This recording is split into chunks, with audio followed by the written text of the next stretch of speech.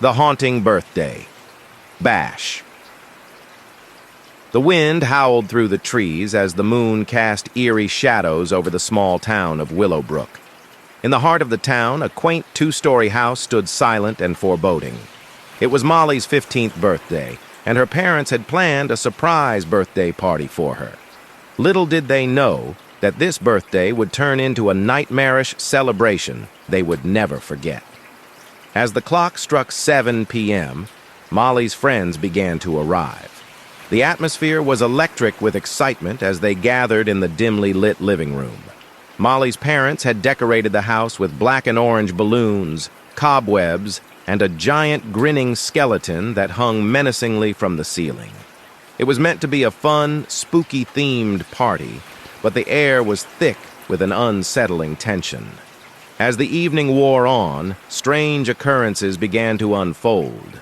Lights flickered inexplicably, and eerie whispers seemed to echo from the shadows. Guests exchanged nervous glances, unsure if it was all part of the spooky atmosphere or something more sinister. Molly's best friend, Emily, ventured into the basement to grab more snacks, but she never returned. Panic spread through the partygoers as they realized Emily was missing. Molly's father, Mr. Jenkins, went to investigate, but he too disappeared into the darkness of the basement. Fear gripped the remaining guests, and they decided to leave the house and call the police. Outside, they were met with a chilling sight. The house seemed to have come alive, its windows glowing with an eerie, malevolent light. It groaned and creaked as though it had a heartbeat of its own. The terrified friends huddled together, unable to flee the growing nightmare. Inside, Molly's mother, Mrs. Jenkins, frantically searched for her daughter. She stumbled upon a hidden room in the house, a room she had never seen before. Inside, she found Molly and Emily, unconscious but unharmed. Relieved, she tried to wake them up, but they were in a deep unnatural slumber. Back outside, the police arrived, but they were unable to enter the house. Every attempt to break down the door was met with resistance, as if the house itself was fighting to keep them out. The officers could only watch in horror as the once quaint house twisted and contorted, its windows forming grotesque faces that leered at them. Inside the hidden room, Mrs. Jenkins realized that Molly and Emily were trapped in a supernatural dream. She discovered an old journal left behind by a previous owner of the house. It spoke of a curse that had plagued the property for generations, one that fed on fear and despair. Determined to save her daughter, Mrs. Jenkins devised a plan. She began to confront her own deepest fears, facing them head-on. As she did, the dream began to unravel, and Molly and Emily slowly woke up, drenched in cold sweat. The moment they awoke, the house let out an ear-piercing scream, and the nightmarish reality it had become began to crumble. It collapsed in on itself, disappearing into a swirling vortex of darkness, taking Molly's father with it. The police were finally able to enter the now normal house. Molly and Emily were safe, but the price had been high. Mr. Jenkins was never found, and the curse that had haunted the house was finally broken. Years later, as Molly and Emily stood before the ruins of the house, they couldn't help but shudder at the memory of that fateful birthday party. Willowbrook had changed, and so had they. They knew that some horrors couldn't be forgotten, and that darkness could lurk in the most unexpected places.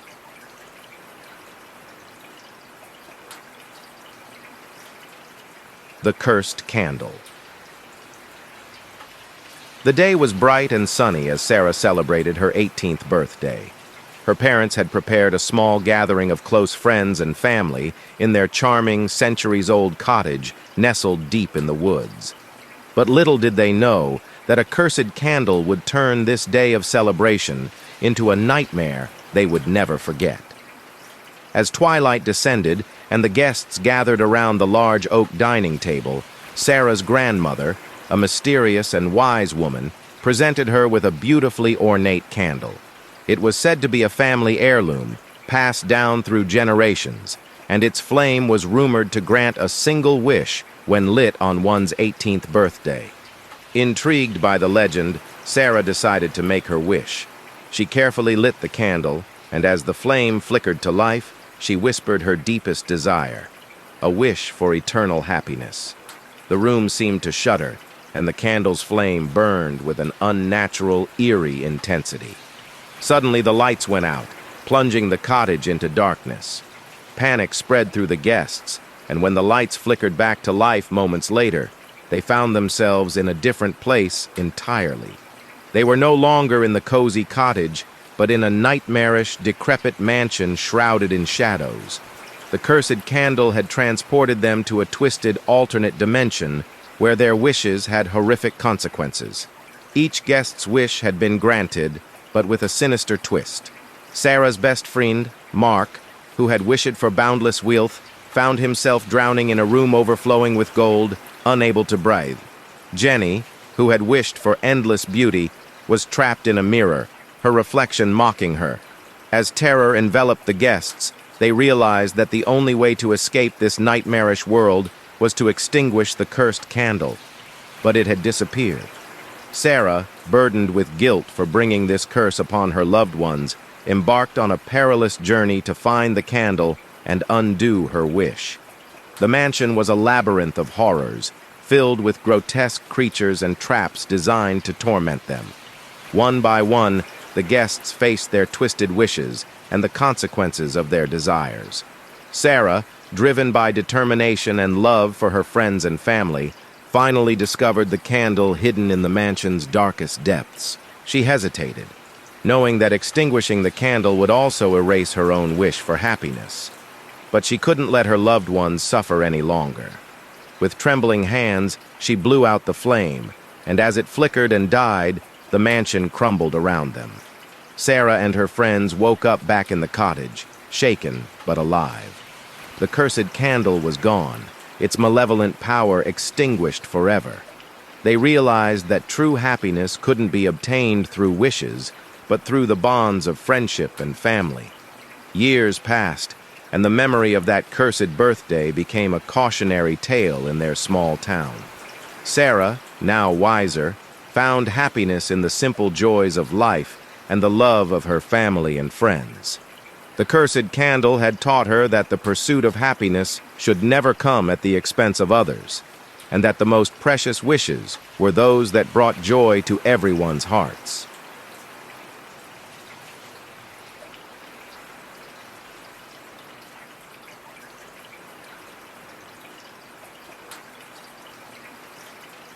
The Forgotten Birthday. In the heart of a bustling city, a young woman named Emma prepared for her 26th birthday. She had a close-knit group of friends who always threw her elaborate birthday parties, but this year was different. Emma had been so busy with work that she had forgotten her own birthday. Little did she know that this forgetfulness would lead her on a chilling journey into the supernatural. As the evening descended, Emma returned home from work, feeling a pang of loneliness. Her apartment was empty, and she realized that not a single friend had contacted her to celebrate her special day. Feeling dejected, she decided to treat herself to a quiet night in. As she settled in, there was a knock on her door. Emma opened it to find an old woman standing there, her eyes shrouded in darkness. She handed Emma a small, ornate box wrapped in a silk ribbon. Without a word, the old woman disappeared into the night.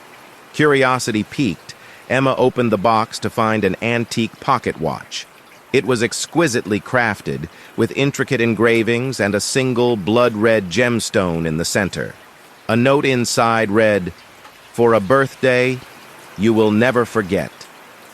As Emma examined the watch, it suddenly began to emit a haunting melody.